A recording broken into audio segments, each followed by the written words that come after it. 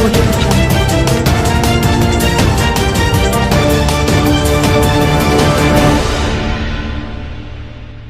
Save Humanity Advocacy Centre has called for enhanced synergy, consultation and less conspiracy among political leaders and relevant stakeholders to double the armed forces successes recorded in the last 5 years. According to SHAC, the strategies being deployed by the military hierarchy has been effective despite sabotage by non-governmental organizations and the political actors within the theaters. The center made this known in its abridged strategy report on the Boko Haram crisis in Nigeria from 2030 date and the effectiveness of the Nigerian military strategies toward addressing the threat posed by the insurgency. In the report signed by its Executive Secretary Abubakar Ibrahim, the SHAC analyzed the genesis of the Boko Haram crisis, the approach of previous governments, and what the current administration is doing differently. Among others, the center recalled that the military headquarters was moved from Abuja to Maiduguri, funding for operations drastically increased, and new military leadership were appointed. It's indeed a statement of fact that with the advent of the Muhammadu Buhari administration in 2015, the fortunes of the Nigerian military changed as evident in the prosecution of the war against terrorism in Nigeria.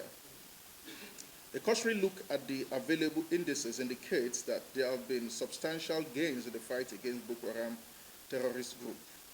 This period has seen their ranks broken, and they have resulted in aiming at soft targets in women and children, going on rampages in villages and causing destructions to paint a picture of a potent fighting force.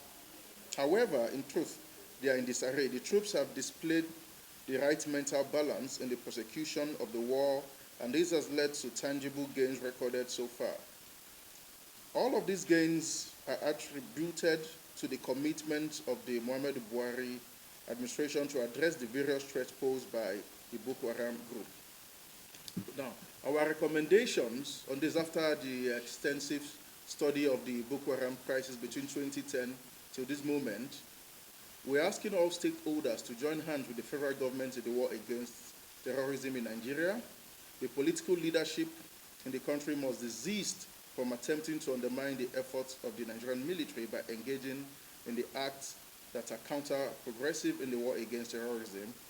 The religious and community leaders in the Northeast must continue to support the Nigerian military in its operation in a bid to bring in an end to the Boko Haram crisis, rather than going on the streets and making foul statements. For instance, we heard about an attempted attack recently where a governor of a state went ahead and laying accusations, whereas a lot of us who saw the video could see very well that the governor was nowhere to be found. They were looking for him. So I wonder where he was able to get his fact, about that. There was a time when most of these formations were actually changed, and the military looked at the civilian JTFs and the vigilantes.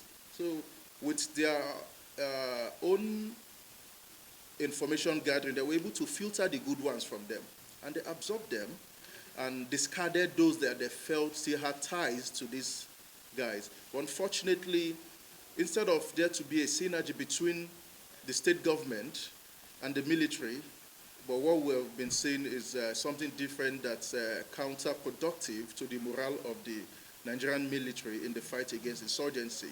So we urge political leaders and religious leaders to stay away from being unnecessarily emotional about these things, so as we can end the war against terrorism. Thank you very much. In order to sustain the momentum, the center, however, urged stakeholders to join hands with the federal government while calling on religious and community leaders to support the troops.